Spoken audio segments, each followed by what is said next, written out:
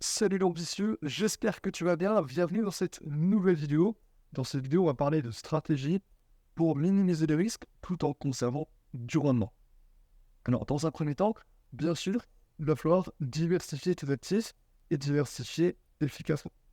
Ça va déjà diversifier géographiquement.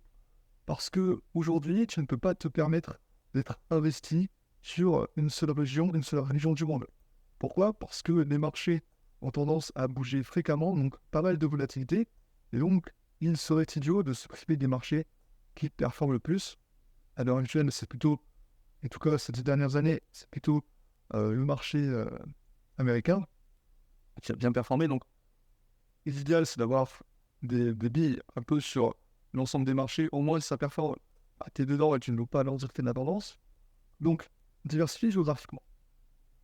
Ne pas hésiter à aller chercher éventuellement des pays émergents, éventuellement d'autres pays, d'autres régions du monde, en fonction de tes objectifs. Pas la peine d'être ultra concentré aux États-Unis ou en Europe. Surtout si l'on considère que le monde occidental est plutôt en déclin. Ça, c'est propre à chacun. Ensuite, il va falloir te diversifier sectoriellement, au niveau des secteurs. C'est-à-dire que, par exemple, plusieurs industries fonctionnent de manière corrélée ou décorrélée. Et donc, le but, c'est d'investir dans des entreprises, des actifs, qui te permettent justement de profiter de ces corrélations ou de ces décorrélations. Quand un actif est corrélé à un autre, il va dans le même sens. Et s'il est décorrélé, dans ce cas-là, il va dans le sens inverse, donc dans le sens opposé.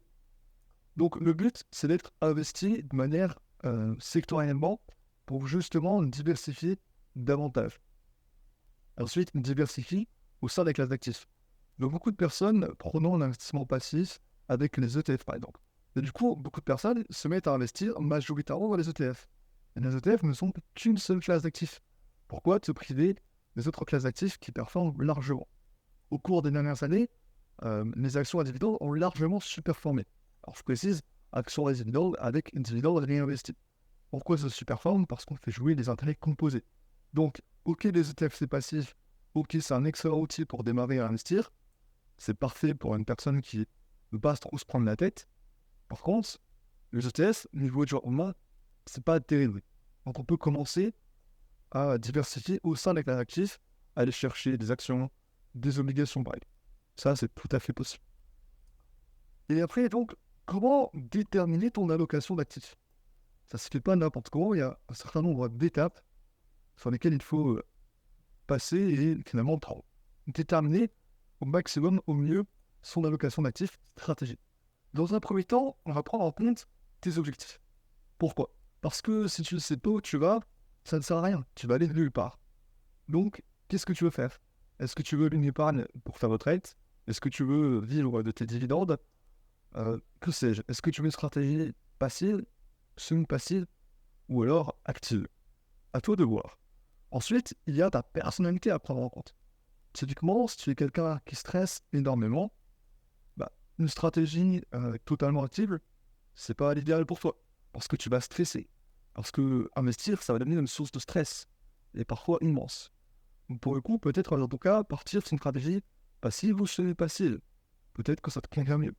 Donc, dans ce cas-là, en fonction de ta personnalité, tu investis dans les actifs qui collent le mieux à ta personnalité, justement. Parce que l'investissement, c'est un jeu, c'est un plaisir, mais pas pour te fournir du stress à longueur de journée. Le but, c'est de bien dormir la nuit quand même.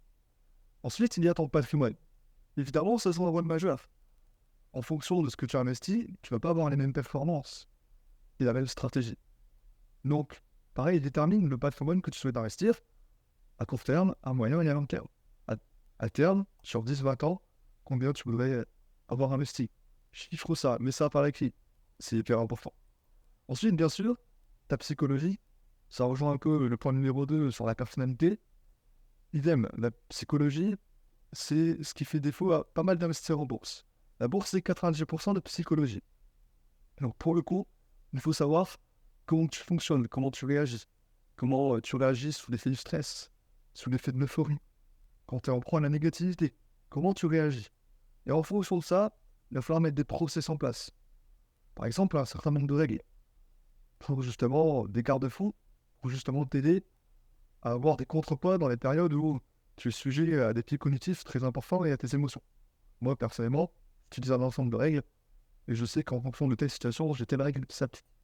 Parce que finalement, je sais que je suis soumis à certains mécanismes, que j'ai tendance parfois à surréagir, et comme tout le monde, c'est normal, mais du coup, j'ai mis en place des process pour m'éviter de surréagir et de faire des erreurs.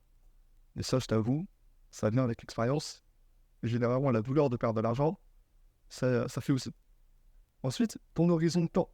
Si ton horizon de temps est court terme, ta stratégie va être totalement différente.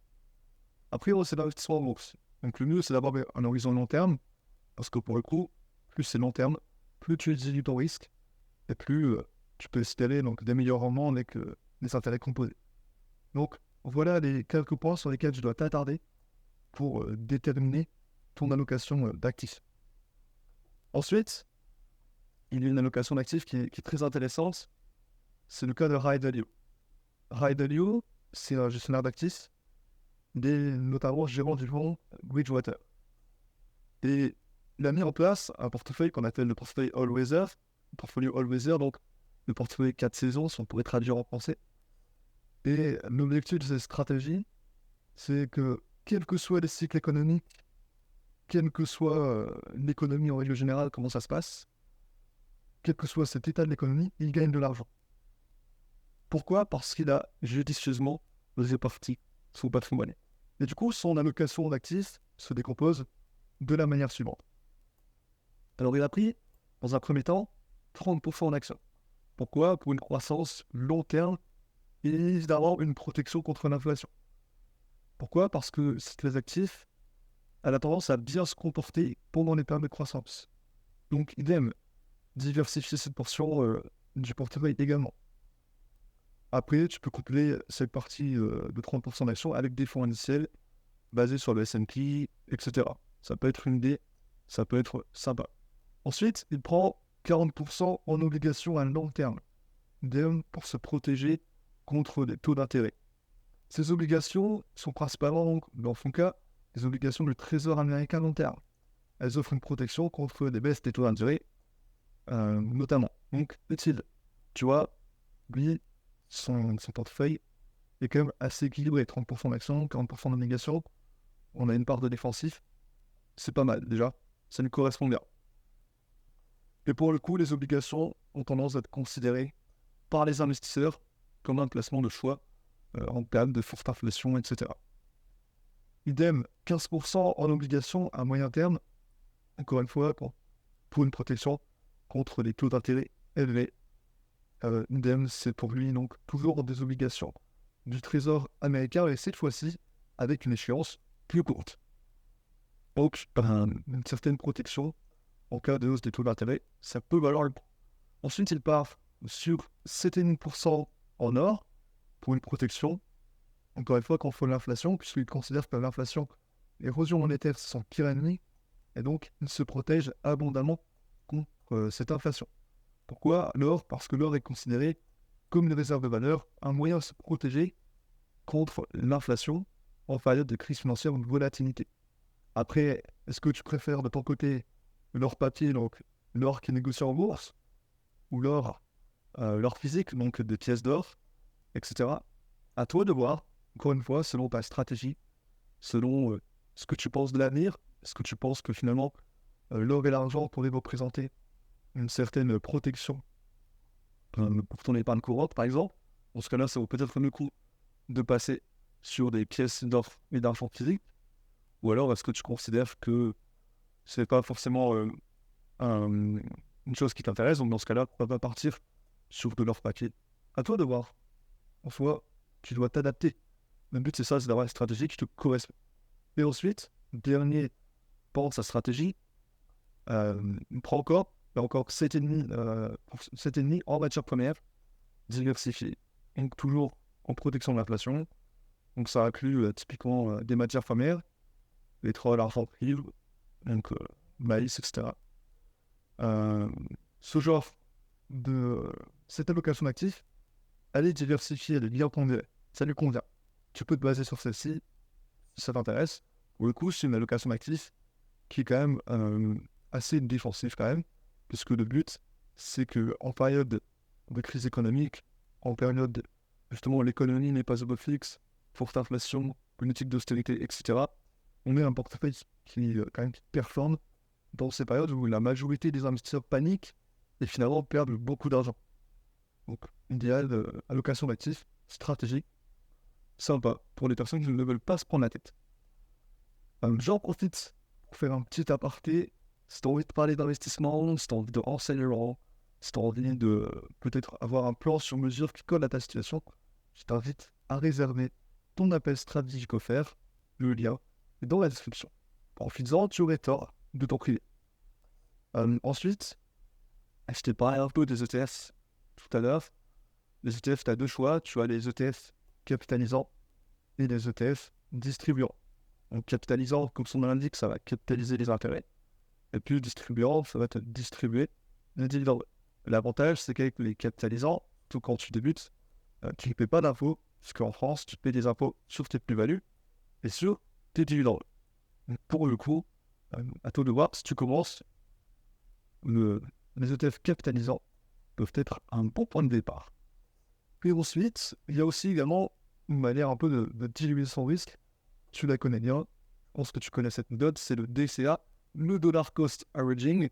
Très intéressant. Typiquement, tu investis la même somme tous les mois sur certains actifs. Le but, c'est d'arriver à la fin d'une certaine période avec un montant fixe investi sur tel ou tel actif. Ça permet de diluer le risque et ça permet d'acheter quel que soit l'état du marché. Tu ne te poses pas de questions. L'avantage, c'est qu'au niveau de ta psychologie, tu as tendance les investisseurs ont tendance à justement garder leur calme, garder leur position, plutôt que si vous investissez à la totalité d'une somme qui pourrait peser un peu trop lourd sur leurs épaules. Mais finalement, le DCA, il y a quand même un moyen de l'améliorer significativement et de manière très simple.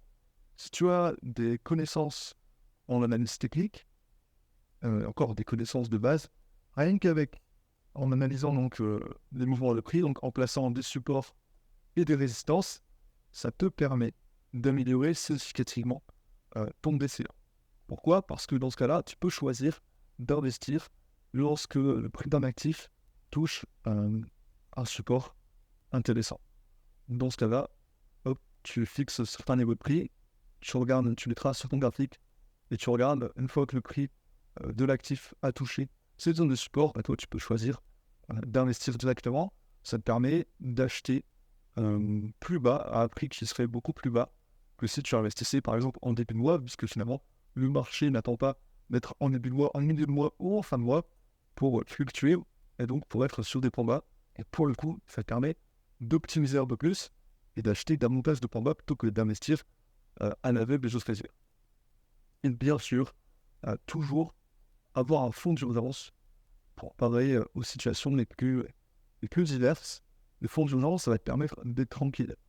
Parce que finalement, beaucoup de personnes jouent entre guillemets au poker dans le sens où elles investissent massivement, parfois pire sur une seule ou deux classes d'actifs. C'est vraiment ce qu'il ne faut pas faire. Donc le but, c'est d'avoir un fonds d'urgence. Au moins de ton côté, tu as de quoi parer aux situations les plus tendues pour toi, personnellement. Si tu arrives un ennui, etc., tu as ce fonds d'urgence qui permet de couvrir tes dépenses. Alors, il n'y a pas de règle absolue. Certains disent qu'il faudrait que ça couvre 6 mois de dépenses, etc. Bon, de mon côté, je considère que avec l'inflation, avec la dépréciation monétaire, le but, c'est quand même de mettre de l'argent à ton service et ça ne servirait à rien d'avoir un fonds d'urgence très conséquent. Par contre, c'est à toi de voir, selon d'où tu fixes le curseur, est-ce que tu préfères avoir un fonds d'urgence plus ou moins épais pour parer aux situations les plus tendues pour toi. S'il fallait te donner un avis, personnellement, je n'irais pas au-delà de 6 mois. De mon côté, je considère que 6 mois, c'est beaucoup trop, mais encore une fois, c'est à toi de voir. C'était une courte vidéo. J'espère que cette vidéo t'a plu. J'espère que tu as pris des notes et que tu vas implémenter ce que je t'ai dit dans cette vidéo très rapidement pour avoir des résultats. Le but c'est justement d'analyser, d'implémenter et d'adapter les conseils à soi-même pour avoir des résultats le plus rapidement possible. Sur ce, j'espère que cette vidéo t'a plu. N'hésite pas à me le dire en commentaire. N'hésite pas à me dire sur quel sujet tu aimerais que je fasse une vidéo. Ça pourrait être intéressant. Ça permet de me donner des idées. Et puis, toi, ça permet d'avoir une vidéo qui t'intéresse plus possible. Donc, n'hésite pas. Encore une fois, n'hésite pas à me suivre sur Insta. Le lien est en bio. J'y poste tous les jours des stories, des posts. Ça pourrait t'intéresser, ça pourrait t'aider dans tes investissements. Et ensuite, n'hésite pas encore une fois à réserver ton appel stratégique offert. C'est hyper important. Ça pourrait te permettre de progresser efficacement et rapidement. Sur ce, mon monsieur, je te laisse là-dessus et je te dis à bientôt dans une prochaine vidéo.